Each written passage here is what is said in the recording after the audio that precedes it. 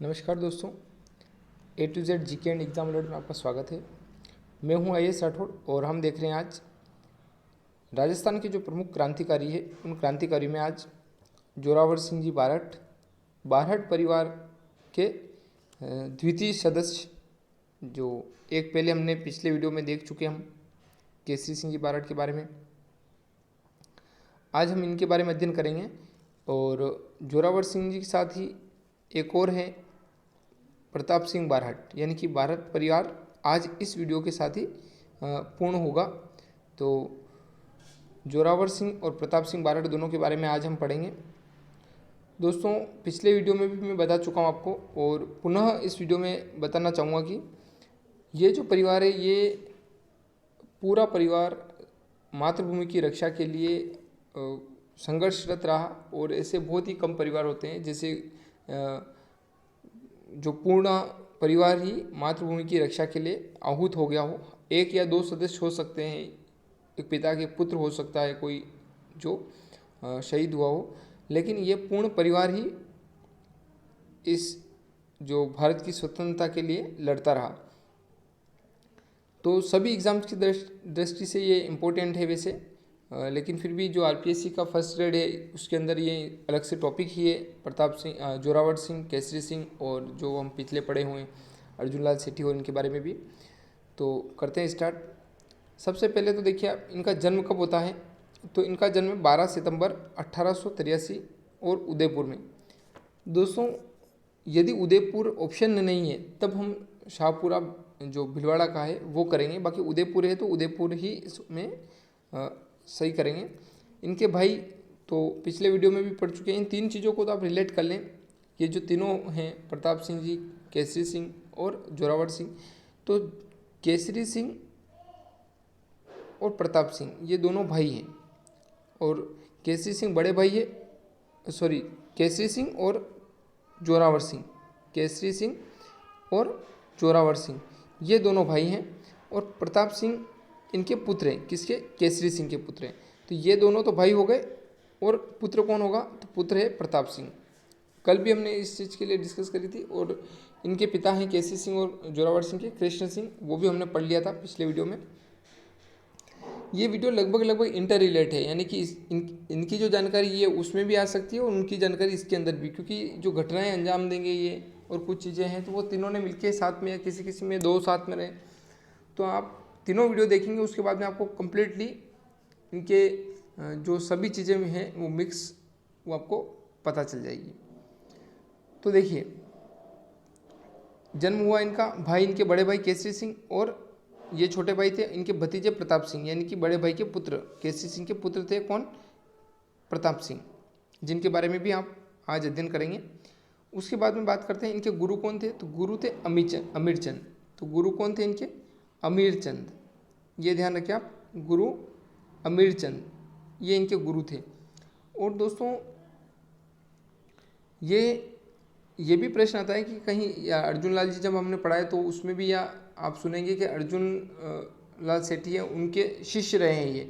तो ये भी सत्य है। क्यों? क्योंकि वर्धमान जो विद्यालय है उनकी स्थापना किसने करी थी? अर्जुन लाल सेठी द्वारा स्थापना की गई थी और इसमें अमीरचंद जी ने इनको शिक्षा दीक्षा दी थी। ये जैसे बम बनाने का, और ये मैंने उसमें भी आपको डिस्कस करा था कि सिर्फ नाम से ये इस तरीके शिक्षा प्रचार के लिए रखा था, बाकी ये क्रांतिकारी गतिविधियों के लिए ये इन्होंने स्थापना की थी बहुत संस्थानों की। और उसके अंदर ये जो सशस्त्र चीज़ें बम बनाना और क्रांतिकारी तैयार करना, इस तरीके के काम ये करते थे। तो इनके गुरु का ध्यान रखें। और ये वर्धमान विद्यालय में इन्होंने शिक्षा प्राप्त की थी। और ये जो बम बनाने और ये कहाँ से सीखे इन्होंने? तो ये सीखे थे इन्हीं से, अमीरचंद जी से।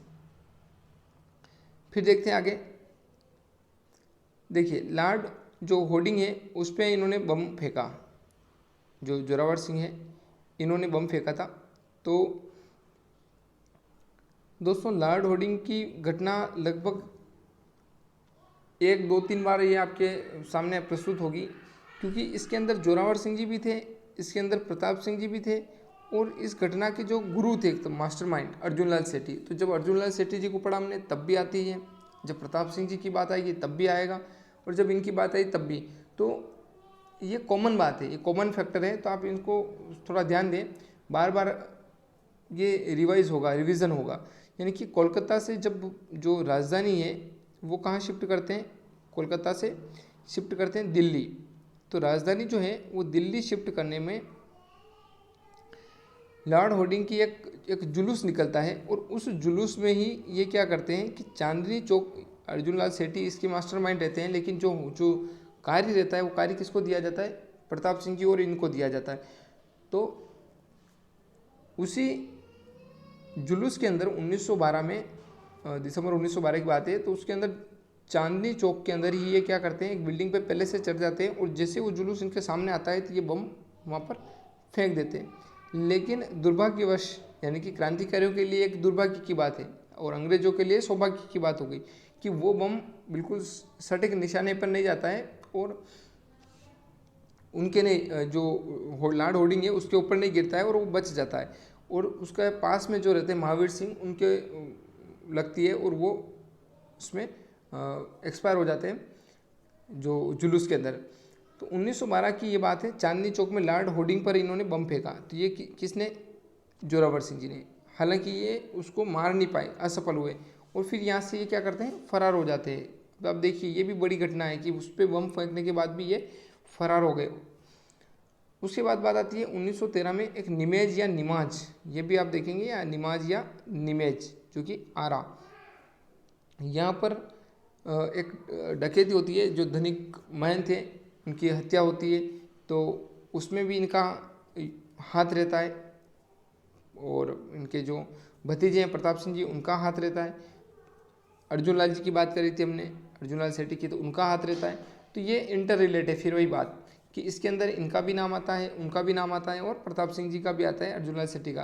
तो ये घटना है, बम वाली घटना है, महंत प्यारेलाल वाली घटना है। इन घटनाओं के अंदर एक सदस्य अकेला नहीं है, पूरी टीम है इनकी।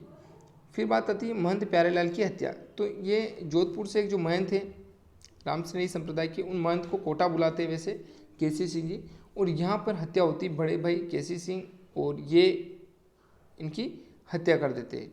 ये जो क्रांतिकारियों को धन की आवश्यकता होती है, तो उसी के लिए ही, उस परिप्रेक्ष्य में ही महंत की हत्या होती है। फिर देखिए अंग्रेज सरकार क्या करती है कि इनके खिलाफ एक वारंट जारी करती है और पकड़ने के लिए। लेकिन होता क्या है कि ये अंग्रेज सरकार को हत्थे नहीं चढ़ते, यानी कि गिरफ्तार नहीं होते हैं, और लगातार सतत प्रयास किया जाता है अंग्रेज सरकार द्वारा इनको गिरफ्तार करने का, लेकिन ये कहीं भी अंग्रेज सरकार के हाथ नहीं आते हैं। और 1939 की बात है कि ये कोटा की अंतरालिया जो हवेली है, वहाँ पे इनकी निमोनिया से मृत्यु हो जाती है, और कहीं ये भी बताया जाता है कि नारू से इनकी मृत्यु होती है। तो लेकिन हालांकि ये कभी भी अंग्रेज सरकार के हाथ नहीं आए, और ये भी कहा जाता है कि 1939 में इनकी जो इनके ऊपर केस चल रहे होते हैं, उस केस में ये बरी होते हैं, और उसी दिन ये घटना घटती है कि ये इनका निधन हो जाता है। तो हालांकि ये इतने वर्षों तक अंग्रेज सरकार इनके पीछे पड़ी रही, लेकिन ये अंग्रेज सरकार के हाथ नहीं आते। आप देखिए 1914 की बात है, 1914 में जो कांड होता है महंत प्यारेलाल का। अब 1914 और 1939 आप देख लीजिए, इतने वर्षों तक ये लगातार जो अंग्रेज सरकार से छिपकर रहते हैं, और कहीं भी ये इनके हाथ नहीं आते हैं। तो इसीलिए इनको क्या कहा गया, राजस्थान का चंद्रशेखर, राजस्थान का चंद्रशेखर। तो ये भी प्रश्न कभी बने आपके, तो राजस्थान का चंद्रशेखर किसे कहा गया, तो किसे कहा गया, जोरावर सिंह बारहट को, राजस्थान का चंद्रशेखर जोरावर सिंह बारहट। मृत्यु कहाँ होती है, कोटा में। तो ये इंपॉर्टेंट फैक्ट्स हैं इनके बारे में। फिर देखिए आगे, अब आते हैं प्रताप सिंह बारहट। और प्रताप सिंह बारहट जो हैं केसी सिंह के पुत्र और जोरावर सिंह के भतीजे। इनका जन्म कब होता है, तो दोस्तों इनका जन्म होता है 24 मई, और यहाँ पे सन को आप थोड़ा सही करें, करेक्ट, ये गलत है छपा हुआ, तो इसको सही कर लें, 1893, इसको कंप्लीट करें आप, 1893, 24 मई 1893 को इनका जन्म होता है, तो इसको सही कर लें आप। जन्म कहाँ होता है, तो श्यामल दास की जो हवेली है उदयपुर, कहाँ पे होता है, उदयपुर। जोरावर सिंह जी का भी कहाँ होता है, उदयपुर। तो ये दोनों का जन्म उदयपुर होता है, और जो केसी सिंह है उनका जन्म उनके जो पैतृक गांव है शाहपुरा के अंदर, वहाँ होता है। और फिर उसके बाद देखिए वही बात वापस रिपीट होगी, पिता केसरी सिंह बारठ, चाचा जोरावर सिंह बारठ। और लॉर्ड होर्डिंग पर जो बम की घटना है अभी मैंने बताया, वही घटना कि उस घटना में ये भी थे, जोरावर सिंह जी के साथ साथ कौन थे, तो जोरावर सिंह और प्रताप सिंह जी दोनों उसके अंदर थे, उस घटना के अंदर। और दोनों ही वहाँ से भाग जाते हैं, दोनों ही उस घटना को अंजाम देके। हालांकि जो होर्डिंग्स है वो वहाँ पे मारा नहीं जाता है, बच जाता है, लेकिन उसके बाद भी ये वहाँ से निकल जाते हैं। और निमेज आरा हत्याकांड, उसके अंदर जो कांड है उसके अंदर भी 1913 में ये वहाँ भी थे। तो आप देख लीजिए, अर्जुन लाल जी भी थे, इनका आता है तो ये भी थे, जोरावर सिंह जी आता है तो वो भी थे। फिर यहाँ से भी ये रवाना हो जाते हैं। लेकिन क्या होता है कि आसानाड़ा जो रेलवे स्टेशन है जोधपुर का, वहाँ पे जो स्टेशन मास्टर है वो एक तरह से मुखबिरी कर देता है और इनको गिरफ्तार करवा देता है। तो यहाँ आप ध्यान रखिए कहाँ से गिरफ्तार होते हैं, तो जोधपुर के आसानाड़ा से। तो ये गिरफ्तार हो जाते हैं, जोरावर सिंह जी गिरफ्तार नहीं होते हैं। तो ये ध्यान रखना आप, आसानाड़ा से गिरफ्तार। और इनको गिरफ्तार करके 5 वर्ष की जो सज़ा सुनाई जाती है। और कहाँ रखा जाता है, तो ये भी एक इम्पोर्टेंट फैक्ट है।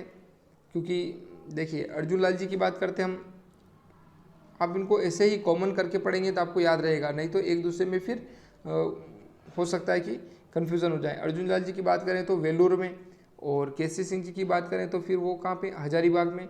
और फिर यदि इनकी बात करते हैं तो ये कहाँ है, गिरफ्तार होके इनको कहाँ पे रखा गया, तो 5 वर्ष की सज़ा इनको सुनाई गई और बरेली जेल में रखा गया। ये ध्यान रखिए आप, इनको गिरफ्तारी के बाद में कहाँ रखा गया, तो बरेली जेल में इनको रखा गया। और बरेली जेल्स में इनको बहुत यातनाएं दी जाती है। वहाँ पे दोस्तों इनको जो एक चार्ल्स क्विनलैंड करके है जेलर, तो वो उसके माध्यम से इनको बहुत यातनाएं दी जाती है अंग्रेज़ सरकार के द्वारा।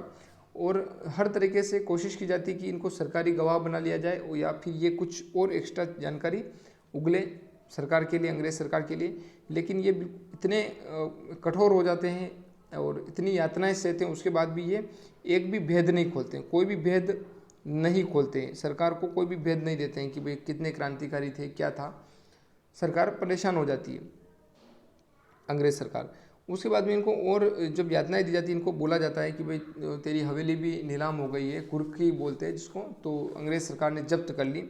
और तेरी जो माँ है वो भी बीमार है, और तेरी माँ को इस तरीके से दर दर की ठोकरें खानी पड़ेगी। और क्या होगा यदि इनको इस तरीके से बहलाया फुसलाया जाता है कि यदि ये जानकारी दे दें तो इनको छोड़ दिया जाता है, इस तरीके से इनको समझाया जाता है। लेकिन इनका एक कथन होता है, और जो लोकप्रिय है, यानी कि जो कथन आपको याद रखना चाहिए, क्योंकि ये कथन भी एग्जाम में डायरेक्ट आ सकता है कि मेरी माँ रोती है तो उसे रोने दो, जिससे सैकड़ों माँओं को ना रोना पड़े। अब आप देखिए कि इन्होंने, जब इनकी माँ के बारे में बताया गया तो इन्होंने साफ साफ 2 शब्दों में कह दिया कि मेरी माँ रोती है तो रोने दो, उसकी मुझे फिक्र नहीं एक तरह से, क्योंकि मैं सैकड़ों माँओं के लिए यहाँ जेल में आया हूँ, यानी कि मैं भारत माँ की आज़ादी के लिए आया हूँ। और बाकी जो मेरे और भी जनता है वो उसके बाद में शायद आज़ाद हो जाए और वो फिर एक आज़ाद भारत में सांस ले पाए, तो सैकड़ों माँओं को बाद में नहीं रोना पड़े, इसलिए मेरा मर जाना या मेरी यातना सहना ही उचित है। तो ये कथन आप बिल्कुल से ध्यान रखें। उसके बाद में बहुत ज़्यादा यातना देने के कारण ही इनका निधन हो जाता है। कब होता है इनका निधन, तो इनका निधन होता है 27 मई 1918 को, 27 मई 1918 को। अब देख लीजिए 25 वर्ष की आयु में ही इनका निधन हो जाता है। बहुत कम उम्र में ही इनको यातना दे के जो अंग्रेज़ सरकार है वो कर देती है। तो आप देखिए बरेली जेल में अत्यधिक यातनाओं के कारण 25 वर्ष की आयु में ये क्या हो गए, शहीद हो गए। और जब ये सूचना इनके पिताजी को दी जाती है, ये सूचना जब कोटा में इनके पिताजी थे केसरी सिंह, तो केसरी सिंह बारहट को ये सूचना दी जाती है कि आपका जो पुत्र है वो शहीद हो गया है।